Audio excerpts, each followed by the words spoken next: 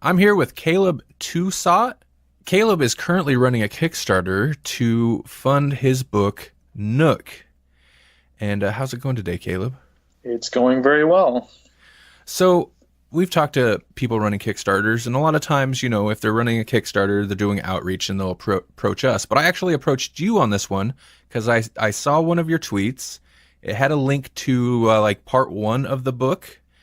I don't know. I was apparently looking for something to do, and I was like, "Hey, what's this? I'll check it out." And I enjoyed it quite a bit, so I reached out to you because, yeah, I wanted to talk about this book. That's So awesome. before we get into that, I guess tell us a little bit about yourself. Have you worked on other comic projects before?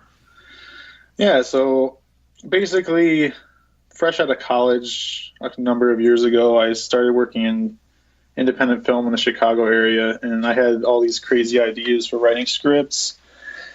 But independent film is ridiculously expensive. So I Mm-hmm. decided to bring these ideas to comic book form, and I kind of jumped into it about 3.5 years ago. And I just dove in, wrote three issue one scripts, and I've kind of never looked back because as soon as I ran issue one of my Alter Life sci-fi series and funded it on Kickstarter, I was like, oh, now I'm just going to keep building the audience and do as much as I can. So over the past 3 years, I've run 9 Kickstarters, and Wow, really? yeah, it's people think I'm nuts for doing that, but I did issue by issue of Alter Life, which was a 5 issue limited series, and then we did the trade edition of it last summer, and then I have done 2 issues of like a buddy action zombie superhero series that I write. It's called Zed, and then I dove into this Zed series, which was kind of a different type of undertaking than both of the other two projects, and they've all been, well, up to Nook, they've been mildly successful, but Nook has kind of taken off. So that's where we are. Interesting. Okay, and I do want to touch on that in a moment too, as to like why you think maybe Nook has taken off. But first, I guess let's talk a bit about Nook. Maybe what caught my eye is it's kind of an intriguing premise, and it doesn't seem like it's not like other horror themed stuff with Nazis in it. It seems to come from a more emotional place, maybe, as opposed to just like, what's evil? Nazis. Let's make Yeah. them monsters. So tell us a little bit about your inspiration for Nook. Where did that come from? Yeah, it came from a couple crazy places. A few years ago, before I had a kid, I had this weird dream about moving into this old house that had a carriage house connected to it. And I don't know where these crazy dreams come from, but the person selling me the house told me that this little door on the side of it was where some girl got locked in and starved to death.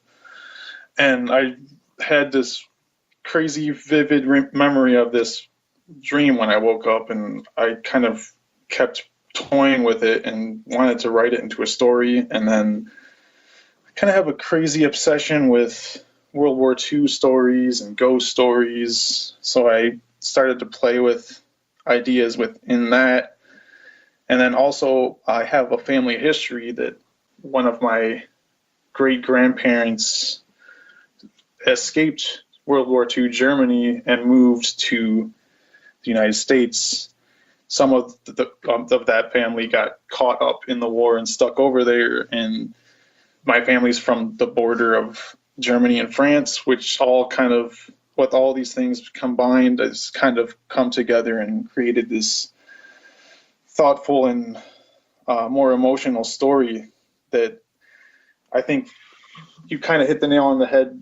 Most people gravitate towards this, I think, because it's a little less typical of most of the stuff that's being put out in comic book form nowadays. Mm-hmm.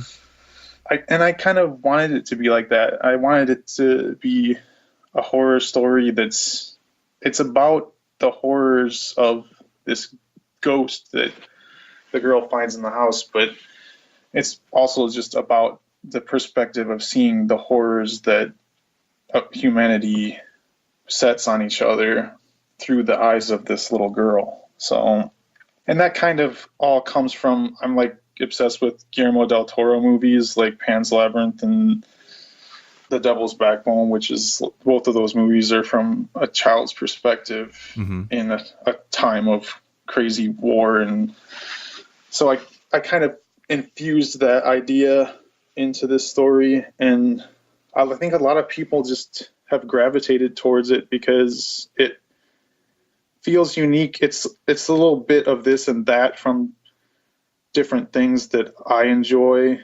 reading, and that's what I kind of try to do with my books in general. Yeah, I mean, to touch on what you were saying about the supernatural horror aspect and the real life historical horror aspect, I mean, the real life horror aspect definitely, and maybe that's part of it. Like, I wasn't expecting, in what I read, I wasn't expecting that gut punch at the end. And I mean, so the real life horror, at least for me, definitely packs more of an impact than supernatural horror. But that kind of makes sense. But I like the supernatural horror as a framing, kind of. Yeah, that's awesome. That's what I was aiming for, because that's kind of how I see Guillermo del Toro movies. Like, he uses that supernatural element as almost just like an element to help tell the story, but the story is really about those characters in that moment in their lives in that particular time. The ghost is there, and it's significant for some reason or other that remains a mystery in the beginning of this book. But the horror is really more about the reality of what's happening around her. And I'm super interested to read the full story, because part one ends in a spot where I'm like, what could be next? Like, where could this go now? So I'm very curious as to that's find actually out where it goes. Even my artist, when he finished it, he was like, where do we go from here? Like, where could it possibly go? And I'll just, to give you a little hint at where it goes, you're going to be seeing the history of where that ghost came from and why it's relevant to the situation. Oh, okay. So, and then of course it's all going to come to a head by the end, with everything playing its purpose and playing its part. It was essentially made to be a 3-part series. Some people say part 1 can completely stand on its own, and I see that, but really it's just the beginning arc of this 3-arc storyline that we'll get once this Kickstarter is done. This is going to be the full book, and it's going to be all three pieces. So you mentioned the artist not knowing where it's going either. Do you want to talk about the art and working with the artist? Because one thing that I thought was interesting, and Jesse's not able to join us on this episode, but I was talking to co-host Jesse, and we thought it was really interesting. The art style is it's got like kind of a cute art style, which I think kind of makes the gut punch towards the end more impactful, because you're really not expecting it, just because the art style is almost disarming. Mm-hmm. So I found that very interesting. Do you want to talk about that? It's actually really interesting, because the artist that I work with, he accepted this project mainly because it was a huge challenge for him. Before, he really only worked on his own webcomic, and it's called InfraCity, and it's like Power Ranger superhero type stuff. Oh, interesting. So this is like way out of his element for as far as his art style. And I tend to write and pick artists hoping that they can do their own thing with it, and kind of giving them the freedom to bring what they feel to the table. And I think he nailed it with bringing that perspective from the girl's eyes. And that's what I wanted. I wanted there to be like this gloss of innocence over everything, because that's kind of writing from a little girl's perspective, which is a weird thing to do. You have to kind of set yourself back and say, like, how would you view the world, and how would you view the war and all the things happening around you. And I think it comes out really well. It's a little intimidating at parts, but it's very cute at the same time. So it's like that Coraline, Yeah. like Tim Burton-y feel to it, where it's like there's these cutesy things, but they're also kind of creepy and grotesque in ways. Yeah, yeah, totally. The other main thing I kind of had in the back of my mind while reading this was, and reading through some of your tweets about it, I definitely feel like it's intentional, but just kind of the timeliness of a World War II story now, and also it seems like there's aspects of, they're kind of refugees. So, do you want to talk a little bit about that? Sure. I mean, and when I started writing this, none of the crazy crap that's happening in this country or around the world really that's been brought to light lately Mm-hmm. had been happening. So it's just, it's not dumb luck. It's bad. Yeah, I don't want it that's to a be good way to happening. put it. Yeah. But I mean, it's very strange that it became as timely as it did. I never intended it when I was writing it, but it proved my point as writing it, because it's really a story about humanity's living in cycles Mm-hmm. and life being very cyclical and us kind of being doomed to repeat our past. It made sense when I was writing it, because I'm basically comparing, just to give you a glimpse, that when we jump back to where the ghost comes from, it is actually essentially from World War One. So we're seeing this cycle play out. Mm-hmm. And that was just something that I thought was a really interesting way of presenting things that are constantly happening, and this just has become more relevant and more prevalent, like on our media, and that we can see these things happening, Mm-hmm. and we know that all this stuff's happened before. It's sad, but it's proving the quote unquote lesson that I'm telling with this tale, is that if we don't remember our past, we don't learn from it, then we're going to be doomed to repeat it over and over again. So, you said this is your 9th Kickstarter? Yes, a little crazy, but I did 5 issues for my sci-fi series. I did, well, in the 5th issue of that series, we also did the trade of the collected story, and then 2 issues of my Z series, and then part 1 of this, and now the trade. So that's, yeah, crazily enough, this is the 9th time I've come to Kickstarter, but I feel like it's a great place to just build that audience and get people behind a project. And Mm-hmm.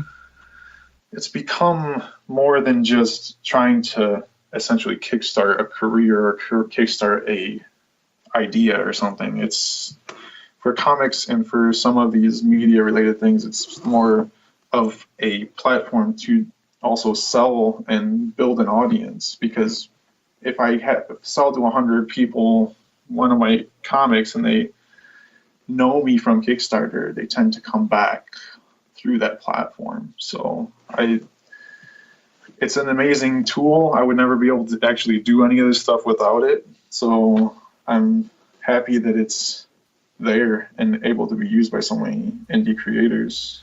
Yeah, I'm a big fan of the concept of crowdfunding. I really like the idea of, it's being able to work directly with your potential audience. It's them funding it, and like it becomes this interesting kind of I take it super seriously at this point with setting up the campaign early so people can come preview stuff and give me feedback on like what they want from the Kickstarter. And I try to actually build the project around what the people want to see as far as rewards and covers and all of that add-ons and stuff that you throw in there. So a lot of people I've talked to that have run Kickstarters, it's a lot of work and it seems like they're very frazzled by it by the end. Do you find it's easier, or like have you kind of gotten to a flow with it running so many? Or is it just like crazy every time? I would love to say that it gets easier. It gets easier in the sense that you know what you're doing, but you can never predict, just like any market for anything as far as movies and comics, like you're not going to be able to predict the timing is right, and you're not going to be able to predict whether the audience is going to get behind a particular project. So yeah, like my Zed series, do you think there's a lot of people like zombies? That's my hardest one to get funded. Like Really? no, even after doing a second issue, the second issue was one of my hardest campaigns. I just ran that in late fall of this past year. And Nook, I funded part one in 13 hours. Wow. Like, it was ridiculous. I'd never had that much success behind it. So it's hard to predict who is going to get behind what. I try to be smart about like the pre-campaigning and pre-marketing so that people know that it will launch at a certain time, a certain day, like building up that hype just like a movie studio would do. You know, you want that. If you just hit the launch button and expect people to come to it, that's where you're starting that 30 days of horror, and you're trying to pull people in from this place and another place. And that's part of the problem, I think, with my Zed series too.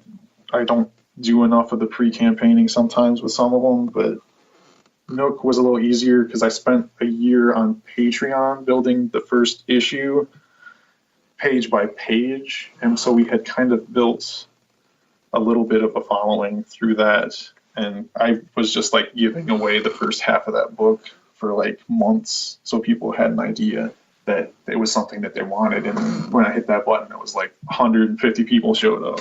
It's one of those things. It's like I wish I could say it's easier, but it's really just you getting used to dealing with the crisis of the day to day, and you get used to the fact that the middle of it's going to be slow, the beginning and end are always going to be heavier, and it's like once you learn how all that stuff works, you won't be freaking out as much when you launch a campaign. But it's definitely a big learning process, and I feel like before I started doing it with issue one of my sci-fi series, I did not know what I was in for. Yeah, sure, sure. So it was, and issue one of that was like me begging friends and family to come on the Kickstarter and check it out. But now it's like I don't need that. I don't need the people supporting my dream, quote unquote, that a lot of people do. It's more me just selling a good idea to the audience that's there buying comics on Kickstarter. So it's kind of something that you just like with the time of doing more and more of them, it kind of evolves into something else. When this episode goes out, there will be 16 days left on the Kickstarter, and it looks like you're just a little past 3/4 of the way funded I on think this. we have just about $2,000 left to raise in a little over 2 weeks. So I mean, that could be daunting, but I raised over 11 grand for the hardcover sci-fi book that I did last summer, and that one was more expensive, and it was a whole learning process of dealing with printers and stuff.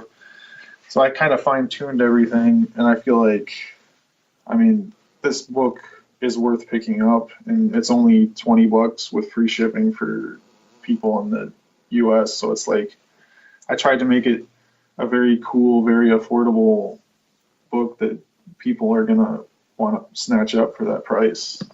Will this be like black and white? Will it look pretty much like part one did, or will it be colored?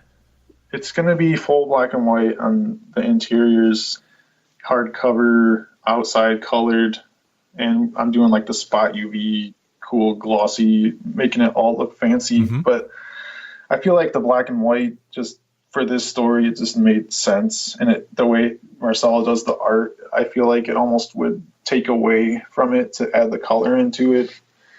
And there's something about, there's almost like a disconnect from certain violence and horror when you have black and white. And I feel like it just translates better between the horror of the story and the time frame of it. It's a historical fiction horror story, and from the beginning, I kind of wanted it to be this black and white, that you get lost in the darkness of the certain pages. And I've even had people come up to me at conventions getting issue 1. They're like, "Oh, this kind of looks like the way he does the lines. It looks like bone almost." Mm-hmm.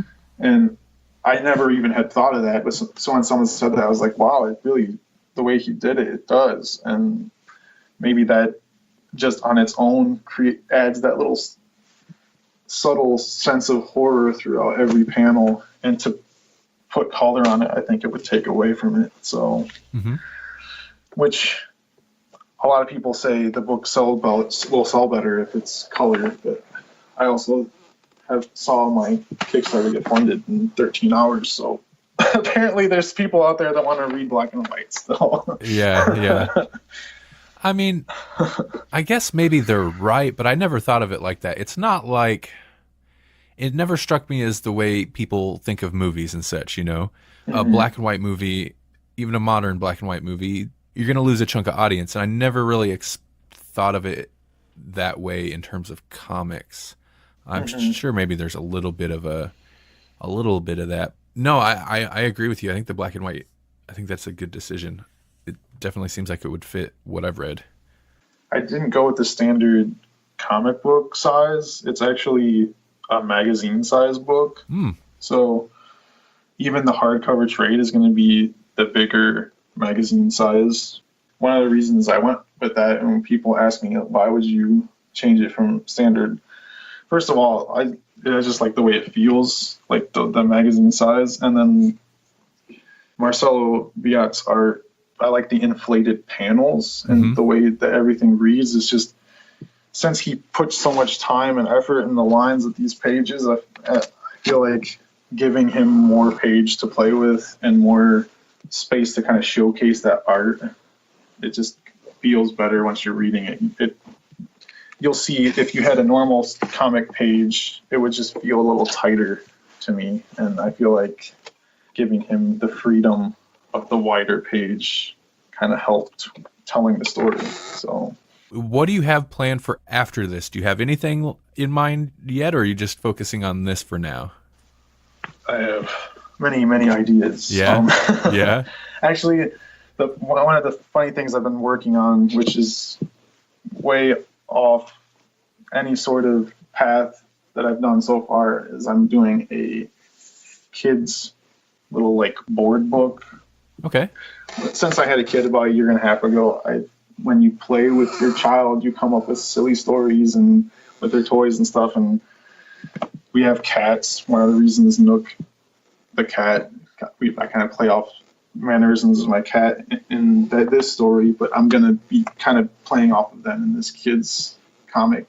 It's going to be comic style in a little board book for your kid. So I wanted to be able to reach a younger demographic, and I wanted something for my son to be able to read. And I feel like it's like a superhero cat story. So I think it'll have broad appeal and it'll be fun to make. And then after that, I have a couple ideas. I'm still going to probably come back to Zed and try to at least finish a 3 to 4 issue story arc with what we've started.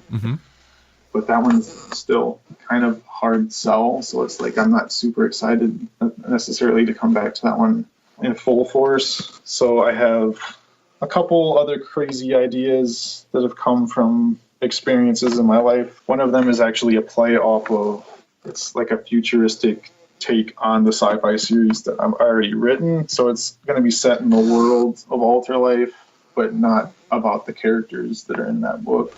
Sure. It's going to be kind of, I call it Elysium meets Children of Men. Oh, interesting. Kind of feel to it. Again, it's kind of more of a methodical story than it is a big action piece. So that's how I tend to write. There's action involved, but I like stories with interesting, complex characters that you can relate to, and that's kind of where my stories end up going. And hopefully sometime either early next year, I'll launch a campaign for something like that. But yeah, I mean, I have a slew of ideas. I just have to kind of put them down and do one at a time with the way running these Kickstarters and stuff. It's like you can only do so much in a given time, and especially since I have like a 1.5-year-old, it kind of limits my time to devote to multiple projects. Sure. But as he gets older, it eases my time, and I'm not going to stop. I mean, anybody can try to spit out one comic book through crowdfunding, but I see it as a chance to keep building on something that I've created. So I'm just going to keep making them, at least 2 or 3 campaigns per year at this point. Interesting. Yeah, I think you're the first person I've talked to that's kind of looked at it as kind of, it's like you mentioned earlier, a lot of people are trying to, traditionally it's been used to kickstart a career or something. I like how you look at it as like, that's kind of the platform you're working on. Yeah, I mean, I put my stuff out there. You can go to Comixology and get it. You can go to my website and buy it. But my audience has been built from this community aspect, and I feel like I like the process of having the people that are reading involved in kind of the creation of something. So why not keep bringing it back there? The nice thing is, the further I get in the process of doing this, the less I tend to have to raise, so it gets easier to fund these things. So like, since part 1 of Nook was like 90% finished with artwork, I only had to pay for basically printing the comic books and shipping them to people. So the goal for that was like $1,500. So it was way easier to fund something like that because you have it finished and ready to go. I think a lot of people are like, when I first started out, that's kind of my mentality, was like, oh, I'm going to use this to get one made, and I'm going to go and make enough money with that first one that I'll be able to make the next one. Well, the reality is that ain't going to happen. Like, selling one floppy comic book at conventions is not going to make you enough money to make more comic books. It's barely going to make you back your table. So that's kind of my mentality, is like, let's just keep talking with, I try to make the books more and more affordable and more like the prices you would go and get a book at the store, versus kind of inflating it for the purposes of creating through the Kickstarter, which a lot of people are willing to give more because they know it's someone struggling to try to get something made. But I feel like building that audience is easier if you can kind of have a price comparable to like what you would get from a big publisher. Sure. So yeah, so that's kind of where I'm at. Like, this Nook book, maybe if I'd have launched it a year or 2 ago, it might have been a $30 book when I was selling it. But now I know what I'm doing.